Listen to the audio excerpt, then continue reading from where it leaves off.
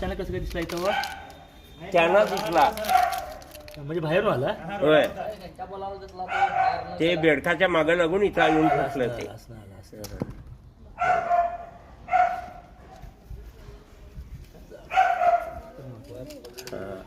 यायले. मोठा आहे की मोठा बघा, आहे की. सांगितलं तुम्हाला.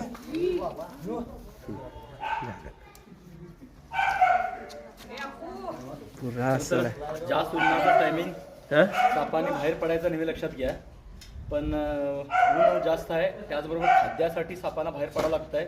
सगळेचा कंपाऊंड थंड ठिकाणी बेडूक उंदीच्या पाठीमागे शहरात मोठ्या प्रमाणात त्यांना जागा नसल्यामुळे अशा अडचणीला येऊन बसायची दिसतात. बलामोठा नागा अन्नपूर्णेश्वर नगर सकाळपासून आम्ही 6 साप पकडले. ते सगळे म्हणजे घरातून RCC बंगलोमध्ये जास्त पडलेले लक्षात घ्या. आणि आपल्या आजूबाजूला सगळे साप कसे आयुष्य काढू शकतात ते तुम्ही समजून घेऊ शकता. आपला हात पाय पडला तिथे चावतात, नंतर तेही लपून घाबरतात माणसांना. आणि बघितल्याप्रमाणे त्याने बाहेरून आला बेडूकच्या पाठीमागं, जागा होती, लोकांना घाबरून तो बसला. आपला हात पाय पडला चावतात, एवढी काळजी घेतला तर आपल्याला सापाला भ्यायची गरज नाही आहे.